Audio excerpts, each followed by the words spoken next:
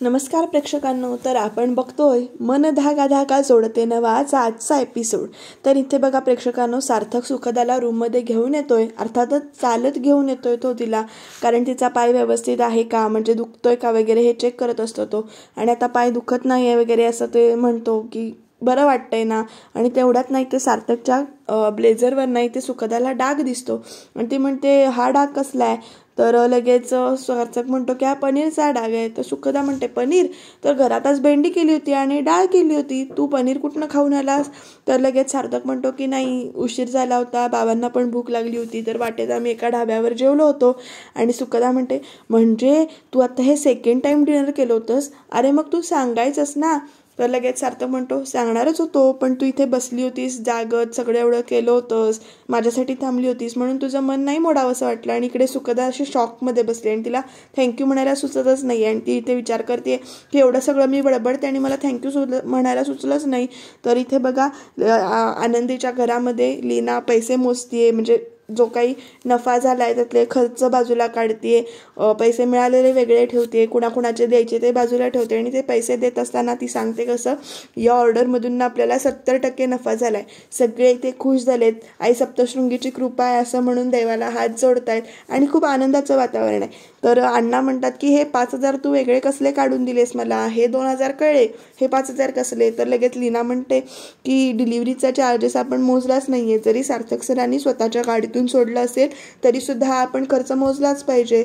तर लगेच आई पण समजावतात की लीना, सार्थकबद्दल जी काही आडी आहे ती आता तू दूर कर, विसरते, समजून घे. तर लगेच लीना म्हणते की नाही, मला नाही जमणार, आणि त्यांनी जरी नाही धरले पैसे तरी हे पैसे तुम्ही बाजूला काढून ठेवा, कारण मी हे नफ्यात मोजणार नाही आहे आणि ह्या पैशाचं तुम्ही काय करायचं ते तुम्ही ठरवा, जर तुम्हाला द्यायचे नसेल तर असं इथे ती बोलते आणि निघून जाते. तर इकडे बघा आदर्श, आकांक्षा आणि सार्थक सुखदाला चालता येतं का नाही वगैरे, दुखतंय का असं जे तिची परीक्षा घेत आहेत, कारण पायाला दुखापत जी झालेली असते ना तिच्या. तर आदर्श म्हणतो ठीक आहे, आता पाय तुझा बरा आहे.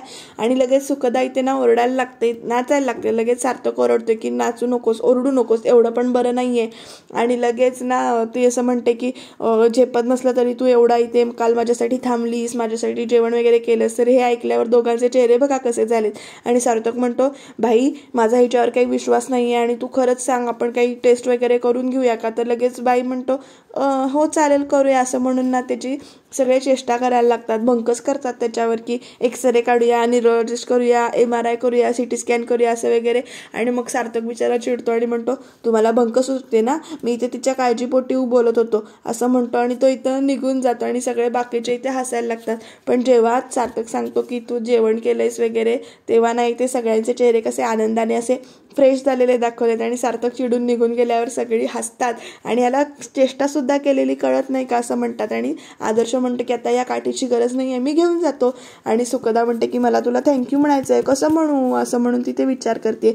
तर इकडे आश्रमामध्ये ना आनंदीची म्हणजेच कल्याणीची मुलाखत घ्यायची चालू आहे. ती सांगते की आम्ही इथे प्रत्येकाला काम देतो आणि त्या प्रत्येक कामातनं हा आश्रम चालतो आणि असं तसं ती वेगवेगळे प्रश्न विचारते. आणि सगळ्यात शेवटी म्हणजे प्रश्न विचारताना ती म्हणते की इंटरव्ह्यू ह्याचा प्रश्न विचारते, कारण तू प्रत्येक म्हणजे कुठल्याही पेपरमध्ये किंवा कुठलेही तुझे फोटो का तू दाखवत नाहीस, असं काय आहे असा ती प्रश्न विचारते. आणि तो प्रश्न टाळते ती आनंदी म्हणजेच कल्याणी, आणि तिला जेवायला वगैरे पाठवते त्या न्यूज रिपोर्टरला. आणि त्याच्यानंतर तुझ्या ह्याची कार्याच्या मागची प्रेरणा कोण आहे, तू स्वतःच आहेस का तुझे आई बाबा आहेत, असं सगळे प्रश्न विचारते. पण इथे आनंदीला म्हणजेच कल्याणीला काय उत्तर द्यायचं ते समजत नाही, म्हणून ती तिला जेवायला पाठवून देते. आणि ते आपला फोन उघडते आणि म्हणते की सार्थक सर, या कार्याची प्रेरणा तुम्हीच आहात माझ्या मागची, पण मी तुम्हाला मी कुणासमोर हे सांगू शकत नाही. आणि इकडे सुखदा म्हणते की हे काय होतंय, मला माझे BP मध्येच म्हणजे हार्टबीट मध्येच वाढत आहेत, मध्येच कमी होत आहेत आणि मला काय होते ते कळत नाहीये, मी कुणाशी तरी शेअर करायचंय मला हे. आणि इथे बघा प्रेक्षकांना एक मोठा आपल्याला एक बघायला असं मिळणार आहे की सुखदा आणि आनंदी दोघी बोलतायत फोनवर.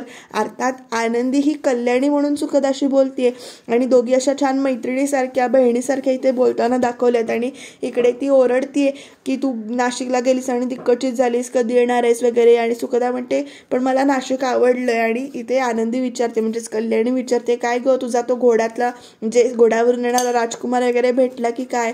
तर लगेच सुखदा म्हणते की नाही माझ्या फिलिंग्स अशा मला अजून कळल्या नाही आहेत, पण तो खडूस आहे असं म्हणते. आणि खडूस म्हटल्यावर ना इथे आनंदीला सार्थक आणि ते दोघं फिरत असताना म्हणजे लग्नाच्या आधी चहा पिताना असं तो सार्थक ठसका लागल्याचं नाटक करतो ते वगैरे इथे आठवतंय.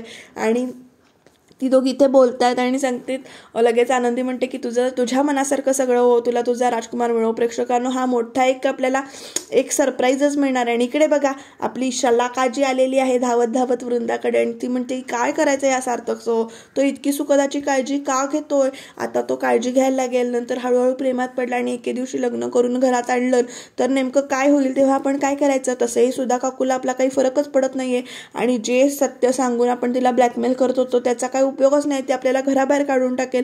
आणि प्रेक्षकांना इथे 2 मिनिटासाठी वृंदाला दिसते की तिला ढकलून दिले, तिला आणि शलाकाला, आणि या घराचे दरवाजे बंद केलेत वगैरे.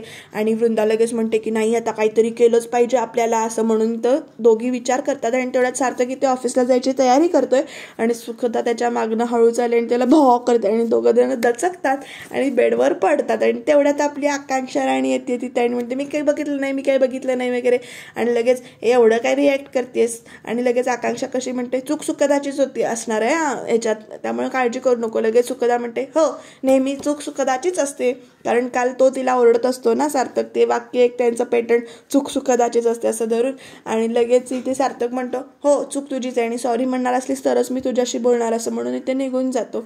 आणि इकडे सुखदा म्हणते की मला ना आकांक्षा सार्थकला थँक्यू म्हणायचे पण कसं म्हणू ते कळत नाहीये. लगेच आकांक्षा म्हणते काहीतरी स्पेशल कर ना तू त्याच्यासाठी, आठव आणि ते तुला सुचेल. आणि इकडे सुखदा पण विचार करते की नेमकं आता काय स्पेशल करायचं आणि हो मला आयडिया मिळाली असं ती म्हणते. तर इकडे बघा लीना जे काही आहे ती वाण्यांचे पैसे द्यायला चालले आणि वाण्यांचे पैसे द्यायला निघत असताना आई तिला सांभाळते आणि म्हणते की आपण सानूला पैसे देऊया एक्स्ट्राचे. तर लगेच लीना पण म्हणते हो तिचा खर्च जो काही आहे स्कॉलरशिपमध्ये होतोय पण एक्स्ट्राचे काही करायला मिळत नाही, आपण पाठवूया तिला पैसे.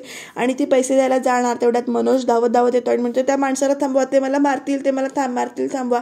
तर तो माणूस म्हणतो की याने माझा हेडलाईट मोडला, स्वतःच गाडीच्या आडवा आला आणि हेडलाईट मोडला. तर अण्णा म्हणतात की जे काही नुकसान भरपाई ते मी देतो आणि ते हातात होते ते पैसे पण घेऊन जातात. तर इकडे बघा एक पार्सल आलेलं आहे सुखदाने मागवलेलं आणि सुखदा म्हणजे आकांक्षा विचारते की काय आहे पार्सल. तर सुखदा म्हणते की थँक्यू म्हणायला पार्सल दिलंय.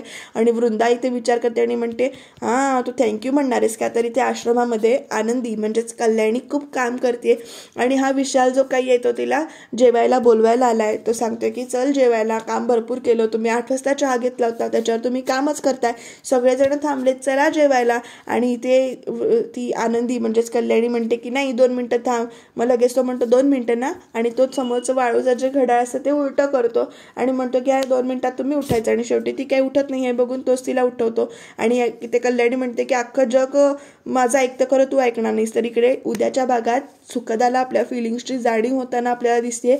आणि महत्त्वाचं म्हणजे उद्याच्या भागात कदाचित सार्थक आणि आनंदी म्हणजे सार्थक आणि कल्याणी फोनवर एकमेकांच्या समोर येण्याची आपल्याला दाट शक्यता वाटते. नेमकं काय होईल, दोघं जणांचा संवाद होईल का, तुम्ही जाणून घेण्यासाठी चॅनलला सबस्क्राईब करा, लाईक करा आणि कमेंट करा आणि बघत राहा.